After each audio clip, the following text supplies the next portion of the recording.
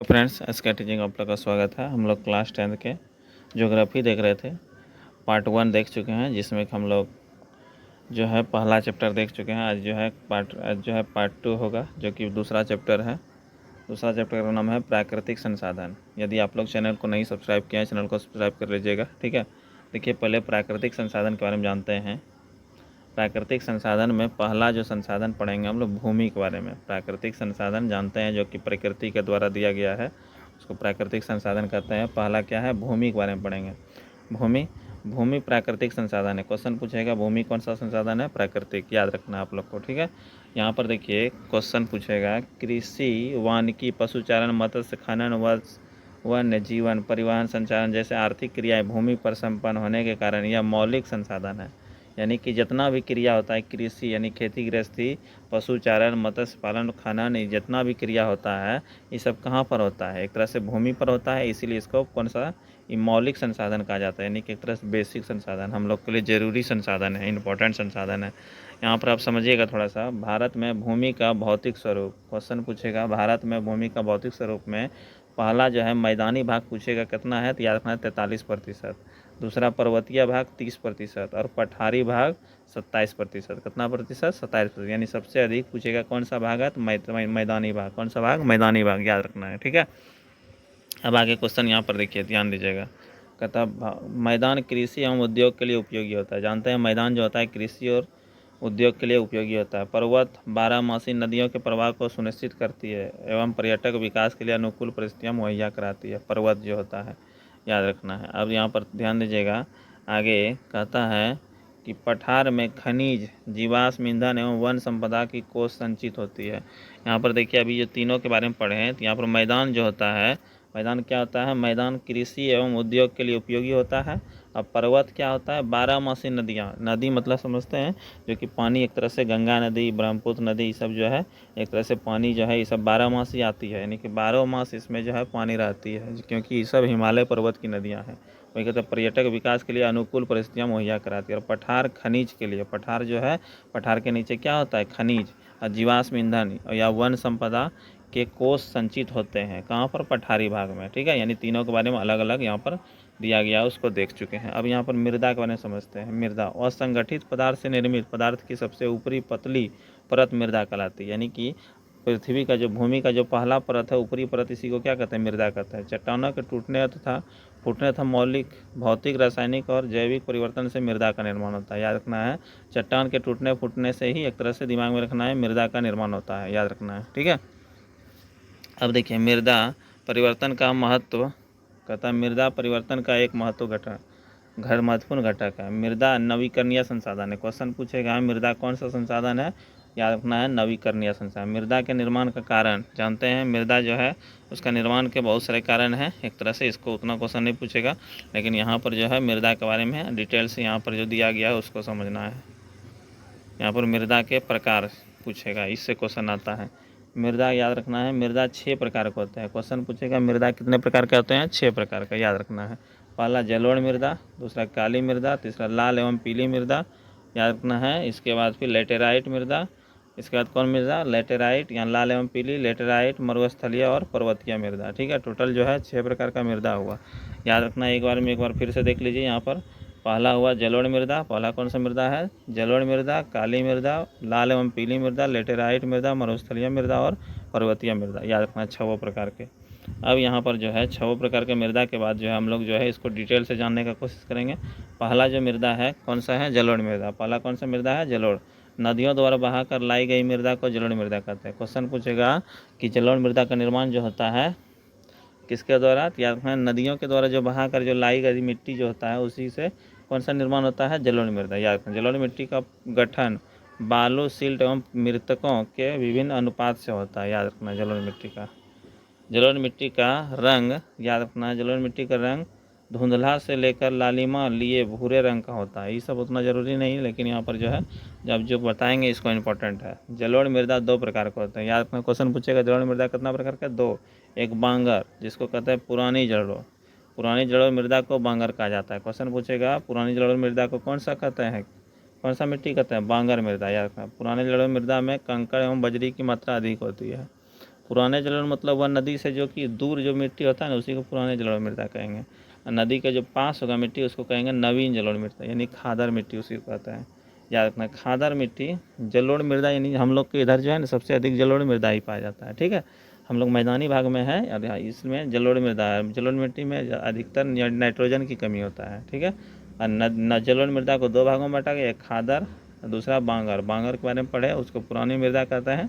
पुरानी यार यहाँ पर खादर यानी नवीन जलोढ़ मृदा को खादर कहा जाता है। खादर में बालू एवं मृतक का मिश्रण होता है। याद रखना, जलोढ़ मृदा में पोटास, फास्फोरस, चूना जैसे तत्वों की प्रधानता होती है। ये सब अधिक मात्रा में होता है। क्या क्या होता है? पोटास, फास्फोरस और चूना प्रधानता होती है, जबकि इसमें नाइट्रोजन एवं जैव पदार्थ की कमी होता है। याद रखना, क्वेश्चन पूछेगा जलोढ़ मृदा में किसकी कमी होता है? नाइट्रोजन की। ठीक है, याद रखना है। नाइट्रोजन की पूर्ति के लिए हम लोग खाद का प्रयोग करते हैं, जो कि यूरिया खाद डालते हैं ना, यहाँ पर लिखा हुआ रहता है। पूछेगा नाइट्रोजन के लिए किसका प्रयोग? खाद का प्रयोग। यूरिया खाद जो है उसमें 46% नाइट्रोजन होता है। जलोढ़ मृदा गन्ना, चावल, गेहूँ, मक्का, दलहन जैसे फसलों के लिए उपयुक्त होता है। सब तरह का फसल हो सकता है यहाँ पर जलोढ़ मृदा। भारत में 6.4 करोड़ हेक्टेयर क्षेत्र में जलोढ़ मृदा है। याद रखना, उत्तर भारत का मैदान जलोढ़ निर्मित मृदा है। हम लोग जो है कौन सा भारत में है? उत्तर भारत। उत्तर भारत का अधिकतर मैदान जो है जलोढ़ मृदा से ही निर्मित है। याद रखना, जो हिमालय की 3 महत्वपूर्ण नदी प्रणालियाँ सिंधु, गंगा और ब्रह्मपुत्र द्वारा लाई गई जलोढ़ मृदा के निक्षेप से बना है। याद रखना है, सिंधु द्वारा और गंगा और ब्रह्मपुत्र के द्वारा जो मिट्टी जो लाई गई है सिंधु, इस सब के निक्षेप से बनता है। कौन सा मिट्टी? जलोढ़ मृदा। याद रखना है। अब राजस्थान और गुजरात में भी सकरी पट्टी के रूप में मृदा का प्रसार है। जलोढ़ मृदा थोड़ा सा है, याद रखना। अब यहाँ पर काली मृदा पढ़ेंगे। यहाँ पर काली मिट्टी का रंग काला एल्युमिनियम एवं लौह यौगिक के उपस्थिति के कारण होता है। याद रखना, क्वेश्चन पूछेगा। काली मिट्टी का दूसरा नाम कपासी मृदा भी कहता है। काली मिट्टी कपास की खेती के लिए उपयुक्त मानी जाती है, इसलिए इसे काली कपासी मृदा के नाम से भी जाना जाता है। याद रखना, काली मिट्टी का पूछेगा दूसरा नाम क्या है? तो रेगुर मृदा। कौन सा मृदा? रेगुर मृदा। याद रखना है। भारत में 6.4 अभी बताए हैं, जलोढ़ मृदा भी 6.4 और ये भी कौन सा कितना है? 6.4 हेक्टेयर भूमि पर काली मिट्टी पाई जाती है। याद रखना, फैली हुई है। अब यहाँ पर आगे समझिएगा, काली मिट्टी को रेगुर मृदा भी कहते हैं। याद रखना क्वेश्चन, ये सब लिख लीजिएगा कॉपी में। काली मिट्टी को कौन सा मिट्टी?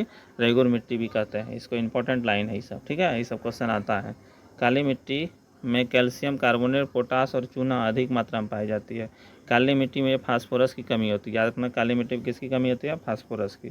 काली मिट्टी महाराष्ट्र, गुजरात, कर्नाटक, आंध्र प्रदेश, तमिलनाडु राज्यों में विस्तृत है। याद रखना है काली मिट्टी। काली मिट्टी में पूछेगा कौन कौन फसल? कपास, गन्ना, प्याज, गेहूं, फलों की खेती के लिए अनुकूल मानी जाती है। एवं लाल एवं पीली मिट्टी मृदा में लोहास की उपस्थिति होती है। अब देखिए लोहा, यहाँ पर लाल और पीली मिट्टी के बारे में पढ़ेंगे। कौन सा मिट्टी? लाल एवं पीली मिट्टी। इसमें किसकी मात्रा होती है? लोहास यानी लोहा की मात्रा। इसका कारण रंग लाल होता है। इसका रंग लाल होता है। या कहाँ? लाल एवं पीली मिट्टी का रंग कैसा होता है? लाल होता है। लाल मिट्टी में जलयोजन लाल मिट्टी में जलयोजन के पश्चात रंग पीला हो जाता है। जल जब इसमें मिल जाता है ना लाल एवं पीली मिट्टी में, उसका कलर कैसा होता है? पीला। लाल मिट्टी भारत में 7.2 करोड़ हेक्टेयर भूमि पर है। याद रखना, कितना? 7.4। वहाँ पर था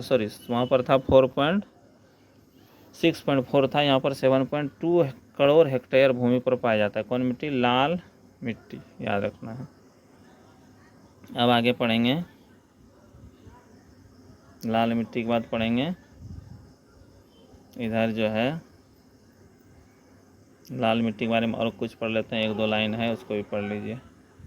देखिए यहाँ पर समझिएगा, कहता है लाल एवं पीली मिट्टी तमिलनाडु, कर्नाटक, गोवा, दक्षिण पूर्वी महाराष्ट्र, आंध्र प्रदेश, उड़ीसा, छोटा नागपुर के पठार, मेघालय में पाया जाता है। याद अगला है लेटेराइट मिट्टी। अगला कौन सा मिट्टी? लेटेराइट मिट्टी के बारे में पढ़ेंगे। लेटेराइट मिट्टी समझिएगा। लेटेराइट शब्द की उत्पत्ति ग्रीक भाषा के लेटर शब्द से हुआ है, जिसका शाब्दिक अर्थ होता है ईंट। याद रखना, जिसका शाब्दिक अर्थ क्या होता है? ईंट। भारत में लेटेराइट मृदा का विस्तार 1.3 करोड़ हेक्टेयर भूमि पर है। याद रखना है।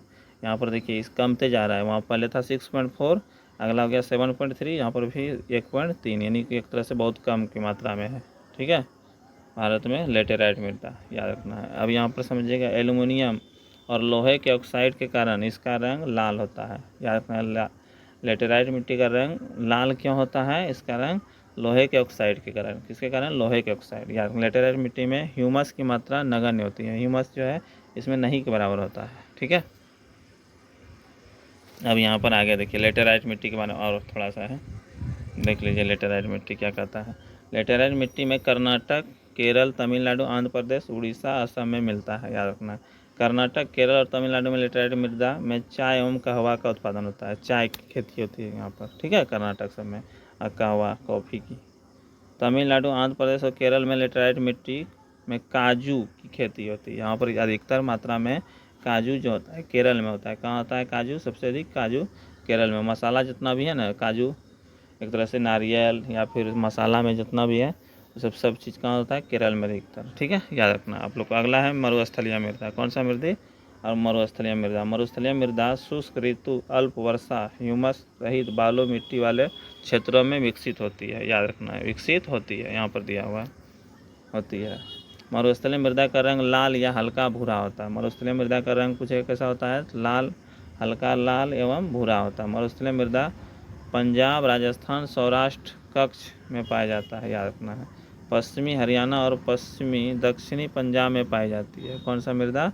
यहाँ पर जो है कौन सा अभी बता रहे हैं? मरुस्थलीय मृदा। याद रखना, राजस्थान वाला क्षेत्र में, सौराष्ट्र गुजरात में भी पाया जाता है, हल्का हल्का क्षेत्र में। अब यहाँ पर जो है अगला पढ़ेंगे मरुस्थलीय मृदा के बारे में और थोड़ा सा डिटेल से पढ़ लेते हैं। यहाँ पर देखिए मरुस्थलीय मृदा में वनस्पति एवं उर्वरक का अभाव होता है। याद रखना है, वनस्पति पेड़ पौधा जो है और उर्वरक जो है अभाव होता है। मरुस्थलीय मृदा में सिंचाई की व्यवस्था कर कपास, चावल, गेहूँ उत्पादन की खेती की जाती है। यानी कि वहाँ पर जो है एक तरह से मरुस्थलीय मृदा में भी हम लोग जो है खेती कर सकते हैं, यदि पानी का सुविधा हो जाएगा तो। अगला पढ़ेंगे कौन सा मिट्टी? पर्वतीय मृदा। पर्वतीय मृदा पर्वतीय और पहाड़ी क्षेत्रों में देखने को मिलता है। याद रखना, पर्वतीय मृदा कहाँ पाया जाएगा? पहाड़ी क्षेत्रों में। पर्वतीय मृदा के ढलानों पर फलों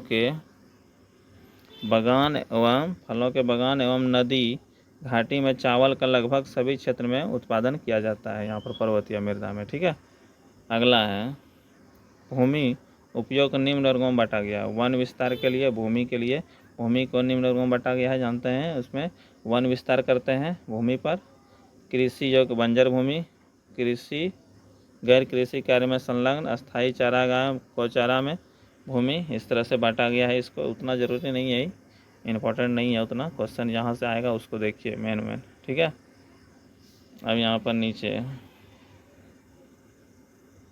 यहाँ पर देखिए थोड़ा सा कुछ महत्वपूर्ण बात है, इसको देख लीजिए। कहता भूमि से संबंधित महत्वपूर्ण तथ्य। भारत के कुल भौगोलिक क्षेत्र 32.8 जो है एक तरह से लाख वर्ग किलोमीटर में क्षेत्र में फैला हुआ है। यहाँ पर मिट्टी तो भूमि है। ठीक है, और 93% भाग ही भूमि का उपयोग आंकड़ा उपलब्ध है। जम्मू कश्मीर में पाक अधिकृत या चीन अधिकृत भूमि का सर्वेक्षण नहीं हो पाया है। यहाँ पर उसको छोड़ करके इतना मिट्टी है, क्षेत्रफल है भारत में मिट्टी का। अब यहाँ पर आगे देखिए थोड़ा सा क्वेश्चन पूछेगा यहाँ से। कहता है भारत के कुल क्षेत्रफल का 54% भूमि कृषि होगा। याद रखना है कितना प्रतिशत क्वेश्चन आएगा? 54% भारत में कुल क्षेत्रफल। पंजाब, हरियाणा एवं कुल भूमि के 80% भाग पर खेती की जाती है। पंजाब, हरियाणा, जबकि अरुणाचल प्रदेश, मिजोरम, मणिपुर, अंडमान निकोबार द्वीप समूह में 10% से भी कम क्षेत्र में खेती की जाती है। याद रखना है। अगला क्वेश्चन पूछेगा किसी भी देश में पर्यावरण संतुलन रखने के लिए उनमें क्षेत्र में 33% भूभाग पर वन विस्तारित होना चाहिए। इंपॉर्टेंट क्वेश्चन है, याद रखना है। कहेगा वन कितना होना चाहिए किसी भी क्षेत्र में? 33%। कितना प्रतिशत? 33%। वर्तमान में 20% भूभाग पर वन विस्तार है। हम लोग के यहाँ पर भारत में जो है पूछेगा कितना प्रतिशत भूभाग पर वन विस्तार है? 20। राष्ट्रीय वन नीति 1952 में बनाया गया। क्वेश्चन पूछेगा राष्ट्रीय वन नीति कब बनाया गया था? 1952 में। भूक्षरण ये भूमि का जो है क्षरण होने का बहुत सारा कारण है। मृदा को अपने स्थान से विविध क्रियाओं द्वारा स्थानांतरित भूक्षरण कहलाता है। क्वेश्चन पूछेगा भूक्षरण किसे कहते हैं? ये परिभाषा लिख सकते हैं। ठीक है, अब यहाँ पर आगे देखिए भूक्षरण के कारण बहुत सारा है। एक तरह से भूमि क्षरण जो है उसके कारण देखिए थोड़ा सा देख लीजिए। भूक्षरण के कारण गुरुत्व बल के प्रभाव से उद्योग से निकलने वाले अपशिष्ट पदार्थ, विकृति, विविध प्राकृतिक कारण जैसे गतिशील जल, पवन, हिमानी और समुद्री लहरें द्वारा मानवीय अनुक्रिया जैसे अनुमूलन, अति पशुचारण, अधिक सिंचाई, खनन, रसायन का अत्यधिक उपयोग के कारण से एक तरह से भूक्षरण भी होता है। ये सब ठीक है, याद रखना है। अब यहाँ पर जो है अब थोड़ा सा अब जो हम लोग पढ़ेंगे ऑब्जेक्टिव के बारे में। इसमें जितना भी इम्पोर्टेंट था ना वो सब देख लिए हैं। अब यहाँ पर जो है थोड़ा सा इसके बारे में पढ़ लेते हैं। ये आता है, विशेषीकरण होता है, ये सब जरूरी नहीं है। यहाँ पर ऑब्जेक्टिव यहाँ पर देखते हैं। अब ऑब्जेक्टिव मेन है। ऑब्जेक्टिव, पंजाब में भूमि निम्नीकरण का मुख्य कारण अधिक सिंचाई। क्वेश्चन आएगा, पंजाब में भूमि निम्नीकरण का मुख्य कारण क्या है? अधिक सिंचाई। सोपानी कृषि किस राज्य में प्रचलित है? उत्तराखंड। सोपानी कृषि किस राज्य में? उत्तराखंड। इंपॉर्टेंट है, उत्तराखंड में, याद रखना है। अगला क्वेश्चन है, यहाँ पर इंपॉर्टेंट क्वेश्चन है, मरुस्थलीय मृदा का विस्तार कहाँ पाया जाता है? राजस्थान। मरुस्थलीय मृदा कहाँ? राजस्थान। मरुस्थलीय मृदा राजस्थान। मेढक के प्रजनन को नष्ट करने वाला रसायन कौन सा है? एंड्रीन। मेढक के प्रजनन को नष्ट करता है एंड्रीन, याद रखना है। ठीक है, इंपॉर्टेंट क्वेश्चन है ये सब। अगला क्वेश्चन है, काली मृदा का दूसरा नाम? रेगुर मृदा। काली मृदा का दूसरा नाम रेगुर। कौन सा मृदा? रेगुर।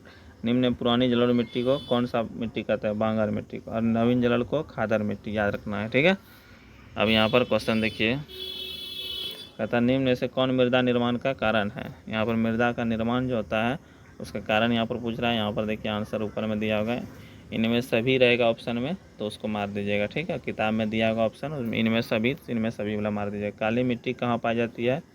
काली मिट्टी कहाँ पाई जाती है? यहाँ पर गलत है, यहाँ पर होना चाहिए झारखंड, नहीं, काली मिट्टी महाराष्ट्र में पाई जाती है। कहाँ पर? महाराष्ट्र। कहाँ पर? महाराष्ट्र में, याद रखना है, कहाँ पर? महाराष्ट्र में। निम्न में किसे नवीन जलोढ़ मिट्टी कहा जाता है? खादर को। नवीन जलोढ़ मिट्टी खादर को कहा जाता है। अगला क्वेश्चन है, रेगुर किसे कहते हैं? रेगुर काली मिट्टी। रेगुर मिट्टी किसको कहते हैं? काली। मेढक को प्रजनन को प्रक्रिया को बाधित करने वाला रसायन को क्या कहते हैं? एंड्रीन। ये सब देखिए पूछा हुआ क्वेश्चन है, 2024 में 18 में पूछा हुआ है। ठीक है, यहाँ पर देखिए अगला क्वेश्चन है, भारत में पहाड़ों से भरी भूमि कितना प्रतिशत है? 30%। पहाड़ से भूमि कितना है? 30। मरुस्थलीय मृदा का विस्तार निम्न में कहाँ पाया अधिक है? राजस्थान में। मरुस्थलीय मृदा कहाँ है? राजस्थान में। अगला है क्वेश्चन, पर्वतीय मृदा, भारत की नदी घाटियों में कौन सी मृदा पाई जाती है? जलोढ़ मृदा। भारत में सबसे अधिक विस्तार किस मिट्टी का है? जलोढ़ मिट्टी का। क्वेश्चन पूछेगा भारत में सबसे अधिक कौन मिट्टी है? जलोढ़ मिट्टी, याद रखना है।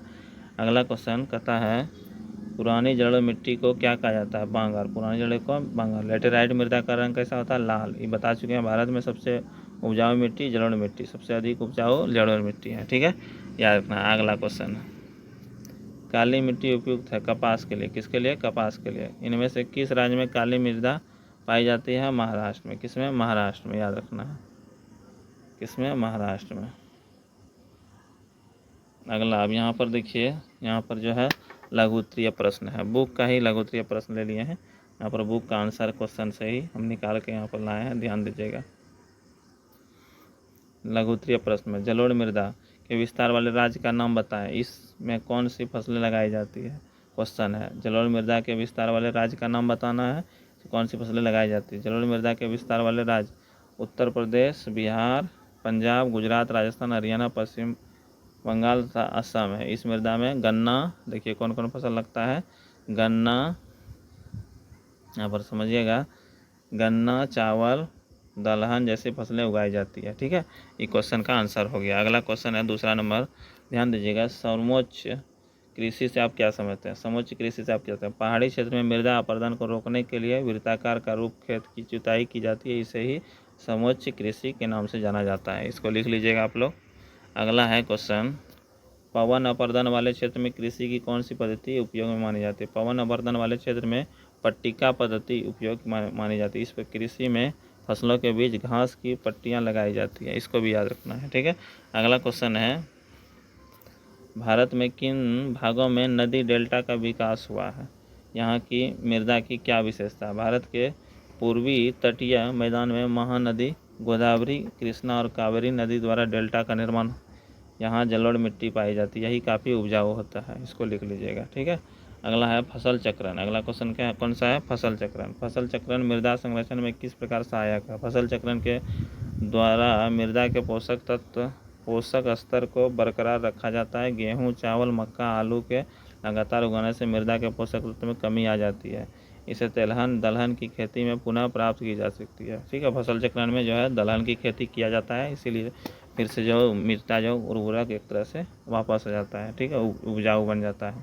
इसे नाइट्रोजन का स्थिरीकरण करता है। फसल चक्रण से मृदा संरक्षण में मदद मिलता है, याद रखना है। ठीक है, अगला क्वेश्चन है मृदा निर्माण के कारणों का उल्लेख कीजिए। मृदा निर्माण के कारण का मृदा निर्माण के कारण अनेक है। उच्चावच, धराकृति, मूल, सेल, चट्टान